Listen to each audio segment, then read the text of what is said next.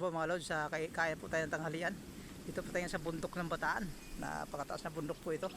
Dito po tayo abot na tanghalian. May baon po tayo. Mga tropa natin, no? Kumakain na po sila. Po si Idol Junior Ranyo, para magkahawig tayo.